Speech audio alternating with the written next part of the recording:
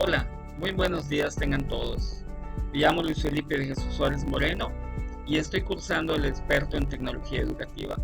Estoy en la fraternidad Rigel del verano del 2024 y estamos en la materia de redes sociales en educación.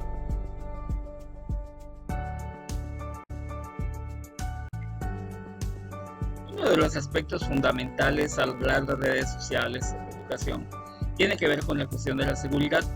La seguridad, por seguridad entendemos las estrategias que en este caso debemos aplicar para poder proteger las cuentas sociales de amenazas como hackeos, el phishing y el malware. Vamos a trabajar en este video sobre una en particular que tiene que ver con la fuga de información y entendiendo por fuga de información a la brecha que existe en la seguridad al exponer datos confidenciales. Y bien, hablando de seguridad de la información, para la fuga de la información podemos hablar de que existe una divulgación no autorizada de los datos confidenciales a personas o entidades externas a la organización.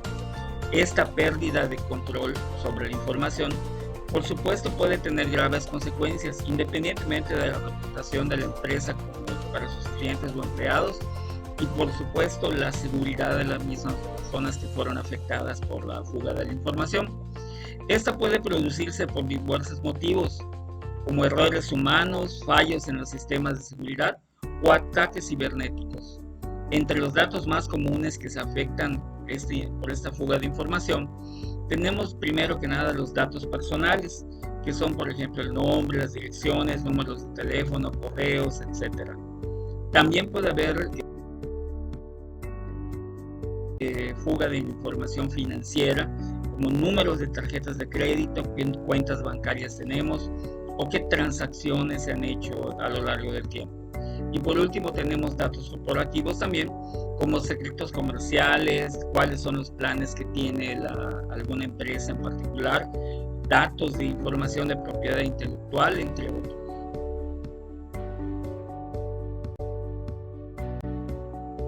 Muy bien, las organizaciones por supuesto deben de implementar medidas de seguridad para prevenir esas fugas de información.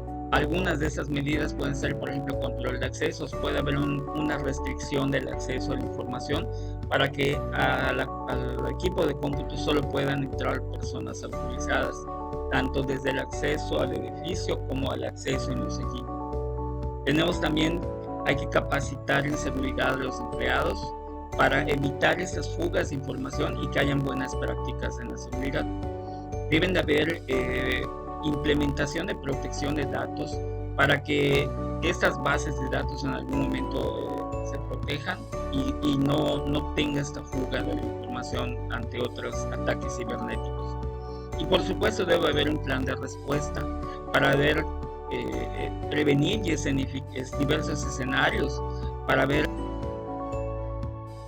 de qué manera atender una fuga de información de manera efectiva. Por lo tanto, este es un desafío constante para las organizaciones, pero es una responsabilidad que deben de tener para proteger la confidencialidad de los datos y minimizar los riesgos que están asociados. Muy bien, ¿cómo debemos gestionar una fuga de información? Hay 5 pasos que debemos de seguir y tomar en cuenta para los cuales debemos de prepararnos. El primero, por supuesto, es prepararnos como tal. Debe haber un plan de respuesta donde se especifiquen los pasos a seguir en caso de que haya una fuga de información, incluyendo cómo se va a dar la comunicación entre las personas que están afectadas y las autoridades.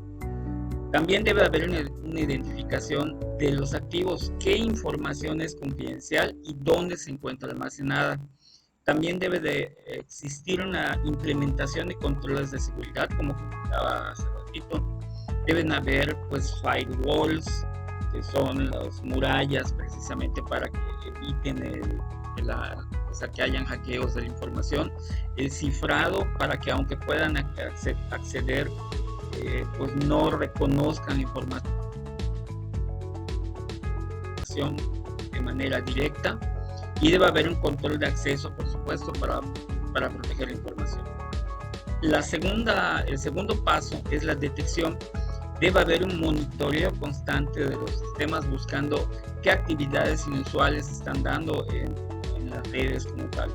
Y debe de haber, por supuesto, una preparación, una capacitación para los empleados para enseñarles a reconocer y reportar posibles fugas en la información.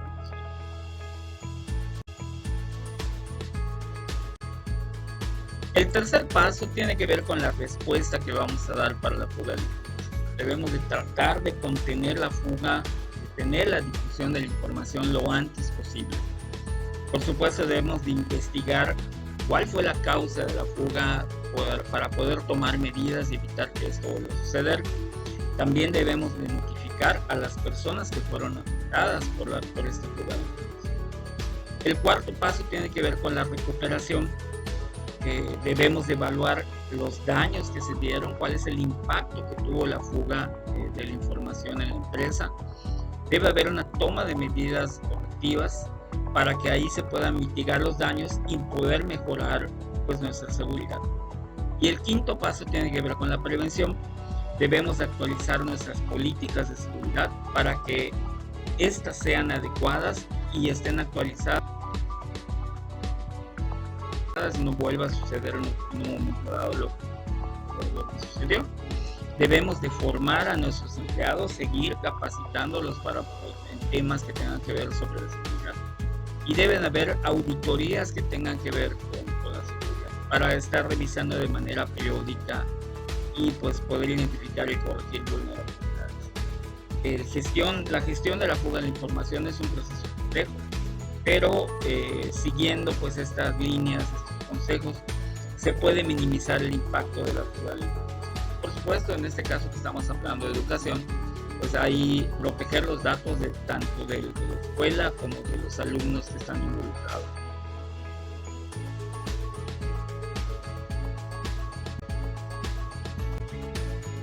Y bien, por último vamos a comentar algunos ejemplos de fugas de información. Probablemente hayan visto en Netflix una serie que era de Ashley Madison, que ahí esta red social estaba diseñada para tener encuentros con personas pues, casadas, ¿no? Y puedan tener encuentros fuera de su matrimonio. Ahí obviamente se expuso los datos de todas estas personas, incluyendo nombres, direcciones, correos, detalles financieros, y ahí pues hubo un gran impacto de forma social y psicológica en las personas que fueron afectadas por ello. Pero matrimonios que se rompieron por lo mismo, hubo gente que se suicidó. Vale la pena que vean ese documental de Netflix. También están los Panama Papers, que ahí hubo un bufete de abogados,